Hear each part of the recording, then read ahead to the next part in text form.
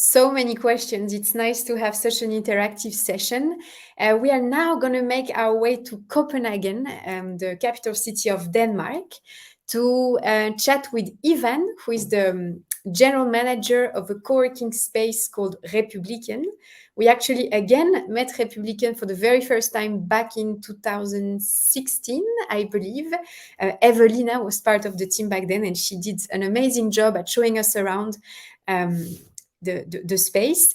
And what's actually fascinating about Republikken, for those of you who do not know the space, it is that it has been existing for 17 plus years. So there is a lot we can learn from Ivan and from Republikken. Hi, Ivan, are you with us? Yes, I am. Yay, so Thank nice you. to see you. How are you? I'm good, thank you, and nice to see you. Yeah, it's been a while. I'm really happy that we can make this work. Yeah, excellent. Thank you for the invitation. Well, I know you, but I know a lot of people watching us right now don't. So can I start by asking you to introduce yourself and what you do at Republikken? Yes, of course. I'm the general manager. I started out 15 years ago as the community manager at Republikken. At that point, Republikken was, a very young place. So I kind of built this place with the founders, and it has been like a journey through wilderness, because we didn't know anything about co-working. We didn't even know the term co-working. We had this Danish word for it, kontorfællesskab, office community, basically. And I think what I do and what I like about this work is having people around me, and it's a mixture of computer work, strategy work, and then it's operation, and then it's human related work, which is one of the parts that gives me a lot of energy. So I'm very much energy driven. I'm very much driven by building relations and having the opportunity to build a network and see it thrive. That's one of those things and factors that keeps me in this position. So I've been in this business for, as I said, 15 years, and in August we've been around for 18 years. Wow, look at that, 18 years. Wow, that's a long time. Yeah, it's also a great bridge to my next question, because I would love to know why Republikken, or how did the founders even thought about starting such a space almost 18 years ago now? Yes, and in fact, actually, I've been in the archives, the digital archive, and Nice. I found the first edition. And Republikken is Danish, but it translates to the Republic. And the basic idea was that we wanted to attract freelancers and giving them the option and possibility to work with the same facilities as in studios, like branding and agencies. And so we had this idea that at the Republikken, they were citizens, and they were equal, and they had rights as freelancers to have the same facilities as if you were a worker in an agency or studio or whatnot. So that was the basic idea, and we tried to do some. We had this idea that our way of thinking of the freelancers and our members was related to the French Revolution, with freedom, equality, and brotherhood. So that was actually the basic idea. And when I see how our vision and mission has been changing through time, because we change it every third or fourth year, I know people revise, but we kind of always bring this with us, and it's a part of our DNA. Earlier in the presentation, I talked about raising awareness about what you're doing when you start. So let me ask, how did you guys approach that angle back in, what is it, 2004, 2005? So it was like 2005, so like the very, very early days of co-working. So how did you raise awareness locally in Copenhagen to what you were doing? Well, I think we didn't look at it as a local, because we're in the neighborhood Vesterbro, which was kind of rough back then. But what we did, we reached out to the creative communities around in Copenhagen, and what we specifically did to get the first 20 members was that we reached out to the creative schools, like design schools, architecture schools, and contacted all the graduating students and invited them for the first meeting and say, hey, we're going to open up here. Who wants to join? And then 19 joined. Wow. And we thought, well, 19, that's okay. Our success criteria was 20. But we got 19. We thought, whatever, we'll find the last one. And we did. And from that bunch, there's still one member left from Wow 1.0. Yes. That's impressive. After 17 years, still there. Yeah.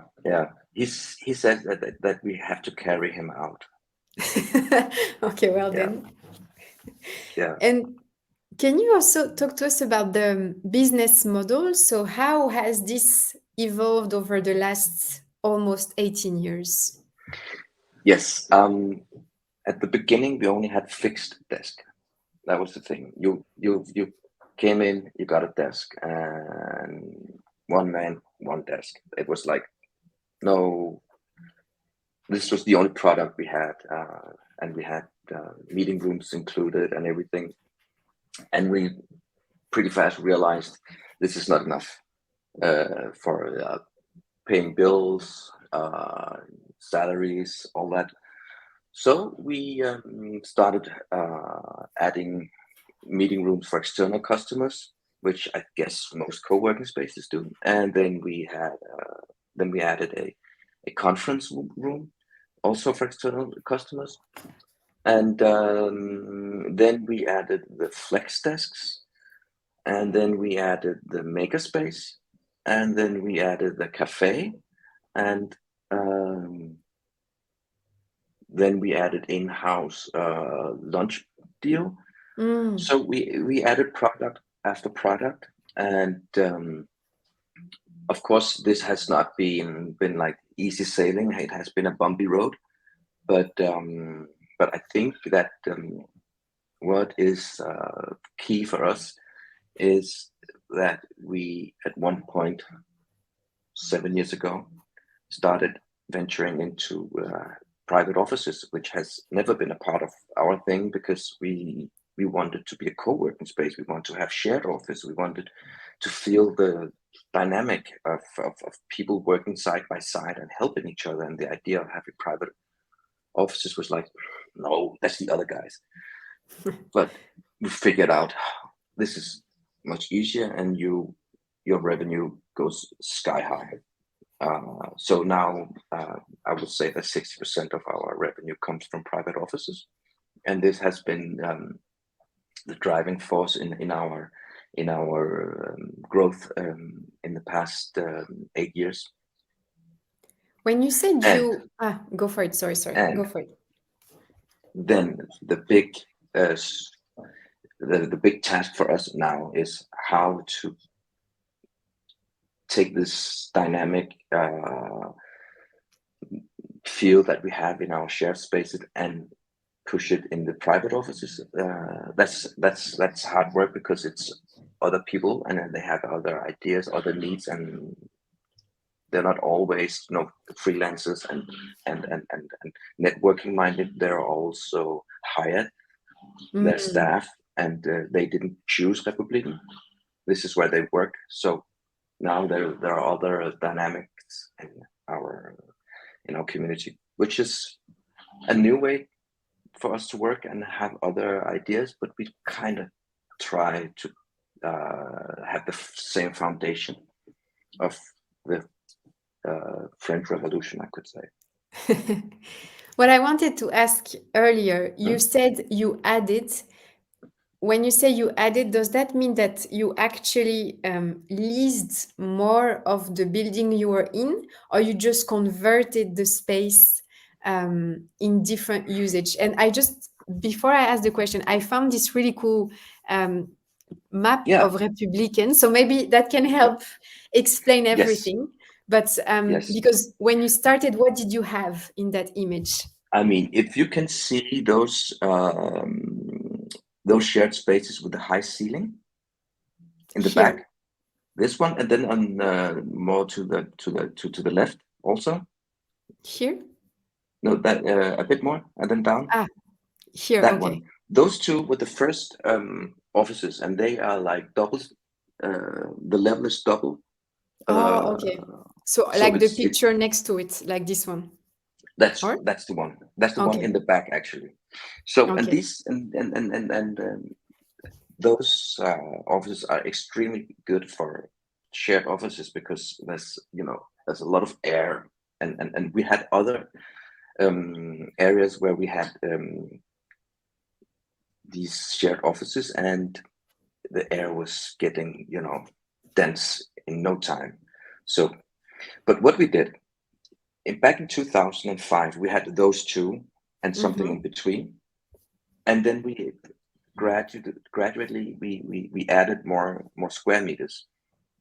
So our growth has been with adding more square meters, facilities, and in 2012, if you go down to the bottom, there's a double door. Here. That one. That's our entrance, and we added that in 2012 or something. Before that, we had an entrance in the backyard, and you have to go through a gate, and it was very hard to find us, and we were not very prolific. But for the past 11 years, we had a door for the on street level. And you can actually see also our conference room on the right side. Yeah. But we actually closed that one and converted it to private offices because it's more revenue and less hassle. And I think that has been a main way of thinking when we've been growing facilities and communities, how to have more services without more hassle. And from what Paul said, I could there's some things that reverberates in the way we think of, for instance, in the HR and administration operation. With the more you add, you can actually do some of the administration with the same volume, which is me 30% of my time. And if I go back to the building itself, you were quite lucky to be able to grow in the same building. What was it empty before, and the landlord was just telling you, okay, guys, you can add square meters, or was there something else and then you took over? Actually, there has been, it's in Denmark, Northern Europe, there was an economic crisis in 2009. And we took the chance and took over square meters because half of the building was empty because of that economic crisis. So we physically grew in a time of crisis, and we saw that people lost their jobs, and then they started freelancing, and they hated freelancing from home, but they couldn't afford the fixed desk. So that's when we actually added the flex desk option. We didn't really it was, I think we were the first ones in Copenhagen. I haven't heard of anyone else in Copenhagen doing it. And we were not aware of what was going on internationally. I think this was actually kind of the time when we realized, oh, there's something called co-working. Wow. So we space-wise we grew actually in time of crisis. The last big growth that we had was in 2020 when the pandemic hit us. Then the prices on new, the prices they were going down in Copenhagen. So we just thought, hey, let's take this one. Let's take this one. Let's take this one. So we've been taking over 1,000 square meters since 2020 when the pandemic hit. I love what you're saying, because earlier in the presentation, when we did the introduction, we were talking about feeling the pulse locally of what's happening. And it's definitely what you guys did with the crisis. You understood there was an opportunity to offer an affordable solution through FlexDesk, and then through COVID, there was another opportunity for you guys to grow. What's the difference now in terms of size when you started back in 2005 to today? How big is the space now? When we started, I think we had approximately 450 square meters. Now we are 4,000. Wow. 300. Wow. Okay. On the same location. So we have half of the building. A part of the building is towards the street, and the other part is in the backyard. And that brings me to my next question, which is impact. Now that you operate 4,000 square meters plus versus 400 before, what's the biggest impact you've seen Republikken having among the community? I would say that we were forerunners in a way of how to work in Denmark and Copenhagen. We have there's a co-working space in Aarhus that's called Republikken, and they had 20 years anniversary in December. Wow. And we always had them in mind as this is very inspiring, and we took parts of their idea and brought it to Copenhagen. And I see that, of course, we had office hotels in Copenhagen, but that's something totally different. And I think we introduced this concept, which is co-working, to Copenhagen. And when there's anything about the way how to work, how to structure work in future, blah blah, we were always invited back in the days, because this was a new thing, and I think that the industry in Copenhagen has always been, it's expanded hugely, and we are many operators now. And what I see is that we copy each other, and I hope that we have been a part of this very open industry that we have at Copenhagen, where we just share whatever knowledge we have and share our leads if they don't fit into our space. That's the way that we want to run this co-working space. We want Republikken to be like a very transparent place, and we want to work with our competitors. So that's how we want to work. I'm not sure if everyone is agreeing with us, but that's another story. I would also love to talk about growth in your team, because I imagine when you started versus now, you also have new team members or more team members. How the growth happened internally in the Republikken team? I would say when we added conference rooms, meeting rooms for external users, and cafe especially, we had to we had to grow in team much, a lot. This is the cafe, and we had to hire people, and there was another professionalism that we had to be aware of in the team, because a lot of the workers we had and have still, they're here on a time base. They're like waiters actually, and we try to think that part of Republikken as it is it's run like a restaurant. It's the same 100% service that you need to deliver, which is totally different than when you have a co-working space. You can be more like, yeah, let's take a look at that tomorrow. You'll be here. So by growing, we had to look for different type of people with other qualifications and other mindset. I mean, a lot of us who started the place and have been here for a long time, we have backgrounds. I mean, I studied history at university, and the founders also studied history, and the others in another humanities, and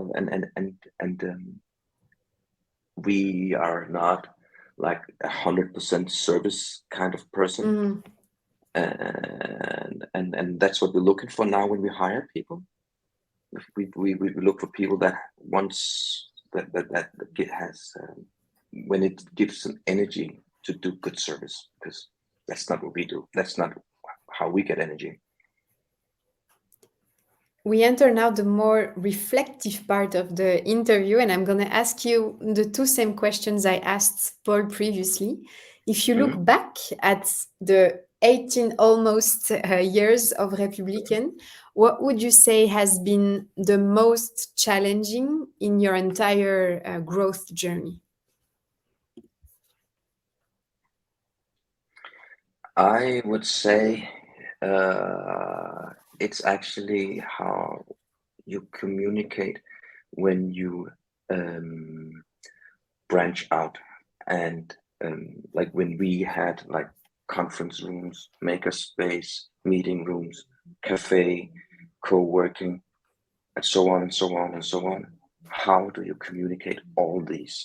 And I've actually been looking at different co-working spaces today on the websites, and I often see, when I go to the front page and I ask myself the question, what is this? What are they trying to, what service can I get here? And we were in that exact spot. I mean, been trying so hard to crush this one. And one of the things we did was like, we ditched the conference room, because it was so far away from what we essentially do as a co-working space, while having meeting rooms. Well, most co-working space has meeting rooms. Makerspace, some has it. Cafe area, we all have it. So we I think we kind of learned that in order to have a kind of clear communication on websites, social media channels, whatnot, then you need somehow to be have a concept that is kind of the same. And would you say you are on the path of cracking the code of that challenge, or? I think we prioritize at Republikken. Yeah. We prioritize what we communicate, and we can see that in the revenue that money streams we don't prioritize, they don't perform as well. So Ivan, actually, our next speaker, maybe you know him, Thibaut from Puzzle Coworking in Sofia, Bulgaria. He's listening to what you're saying now, and he says, I want to join the conversation. Is it okay if we bring him on, or? Of course. Yeah? Okay, let's do it. Because apparently he has the same challenges. Hey, Thibaut. Hello, how are you? Yeah, very Hey. good. Thanks, and you. Thanks for inviting me. What did I do? Did I jump straight in? I mean, you were saying in the chat that you want to join because you have the same issues that Ivan was sharing in terms of challenge. Yeah, it's very interesting what he's saying because so we're a bit similar, right? We have a co-working brand, Puzzle Coworking, which is IT only, and we have a secondary line which is called Barter Community Hub, which is a bar, restaurant, event space, workspace, etc. So what we did is we took an approach of separating brands, and the challenge that I have is correlated to fundraising because I see that we're very good. But I'm joining you in a second. Let me explain because it's the same problem. In fact, Okay. different angle. Is I'm seeing that we're very good at communicating to our members and to our audience. So we have a great brand, recognizable brand. People know what we're doing, and that's all great. But number one, we moved into more and more service offices, so offices for companies of 50 plus, and that's not really well presented because it's not a co-working brand anymore. It's a serviced office or managed office because, there's different terms which aren't recognizable. But also, we're just terrible at presenting ourselves to investors. And what I see is that it's the same with every co-working, it seems. We very much focus in the operational side of our business in presenting our brand because real estate used to be a asset management or asset renovation business. And now what I'm saying is that co-working is day hospitality. So we don't have beds, but people spend the entire day with us and we have to cater to their needs. And we're starting to build complementary services exactly like a hotel would do. So a makerspace, as you said, bar, restaurant, event spaces, and all those services together. And what we need to do is we need to copy and reproduce the actual branding strategies of large hospitality groups. So what I'm currently looking into is I'm building a puzzle group as a header umbrella to what we're doing. And then I'm going to present, so we are the pitch is still shit, so bear with me. Okay. We are a hybrid real estate group. We focus on everything hybrid. So every single business model that we bring to Earth, let's say, or to whatever, is correlated to circular economy. So it's optimizing square meters area for companies, optimizing their needs, etc. And that's what we specialize in. And that's the different brands that we have. And then afterwards, I go into a presentation of all the different brands that we're doing, showing how they correlated. Obviously speaking about ESG and all those things, because in our case, we repurpose all buildings, so we don't work in Class A buildings. And I think that's where the direction has to be. Based on the little I've heard, I suspect that you're doing like us. You don't believe in this, like taking one floor in the large building, because we just act as a vacuum for the owner of the building, and we do all the work, and then they take our members once they grow. So that's not a business model that flies. So the group version is really what I believe in. Have you looked into that to try and consider moving to this? Actually, we did. We actually took the other thing we did.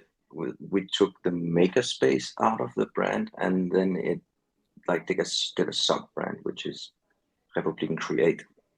So and it actually also a consultancy, and we did it because it's also a consultancy. And consultancy and co-working, I know that many have tried it, and I know that some succeeded, and but that's the few. But for you, Ivan, on the website, you mainly focus Republikken as being co-working, and then what you were saying about the cafe and stuff, you put it more as services, but not as individual products, right? Yes, that's true. Also because our cafe is not like, let's go grab a coffee and chat about what happened Saturday evening. Okay. We want the cafe for people who want to work and want to have a meeting and stuff like that. Because there's something about the noise that people make when you talk about Saturday evening, and the noise people make when they talk about a new project. Yeah. That's two different things, and we found out very fast that the Saturday, what happened, blah blah yada yada, is very noisy. Also, what are your plans on Thursday is also very noisy. But new project revenue last quarter is another kind of noise, and you can work by that noise. You cannot work about the Saturday, Thursday noise. Yeah, that's So very true. You see, we started like this. So we had Puzzle Coworking and we had Puzzle Co-Cafe. So technically speaking, an umbrella brand. They didn't even have a website. It was literally nested inside Puzzle Coworking. And we discovered that that was not enough. Number one, people didn't really understand what it was. So members would just come in. People from the outside didn't understand whether it's like open to the public or not. Exactly. Number two, the audience is different.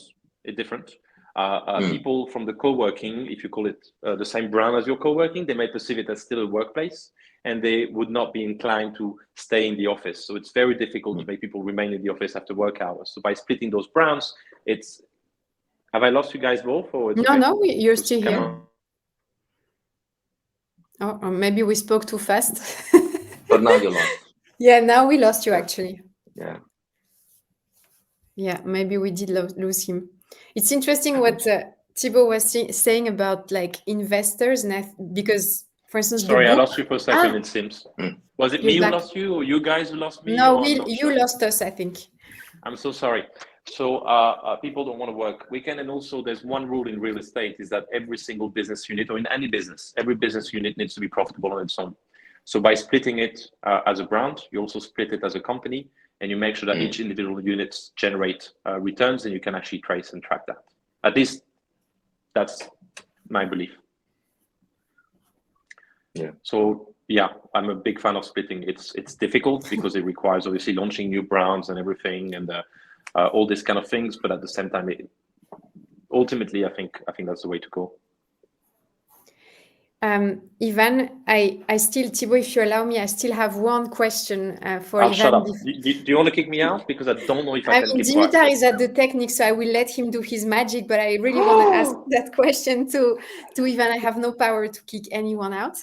But I want to ask you one more thing before we wrap things up, which is if you had one piece of advice, Ivan, for people watching this now or later, when it comes to growing, what would you recommend them? I would recommend them to look deeply into their soul, and then figure out what gives them energy. And if that correlates with running a co-working space, then go ahead. Because if you don't have the energy, then there's someone else that would be much better at doing it than you are. And because everything else, like research, building, services, prices, all this is in books, it's on the internet, it's everywhere. But what I'm not seeing is the human factor. And running a co-working space is the hard skills, as you were talking with Paul. It is it kind of relates to that, but the hard skills are not that difficult. It's the soft skills that are difficult, and that's hard work. So if you don't get energy out of co-working related jobs, operations, and whatnot, then keep out. That's a great piece of advice, and I really relate to it. Yeah, because because all the things about pricing and everything, that's a numbers game. Yeah, absolutely. So thanks a lot, Ivan. I just want to share again, if people want to learn more about Republikken, they can start by checking your website, also following you guys on the socials. Obviously, if they're in Copenhagen, they should definitely come by and say hi to you and the team. It's a really cool space. Thanks again for your time today. I always really enjoy chatting with you. So I hope we can see each other in person very soon. I hope so too. And thank you for inviting me. It was excellent. Thank you. Thanks, Ivan. Have a beautiful day. You too. Bye. See you. Bye. All right. We hinted it already, guys. No more surprise. As you know, we are going to make our way right now to Sofia, the capital city of Bulgaria, where we are going to chat with Thibaut, who is the founder of Puzzle Coworking. We actually met Puzzle back in 2016, if I'm not mistaken. There's a lot of 2016 going on today.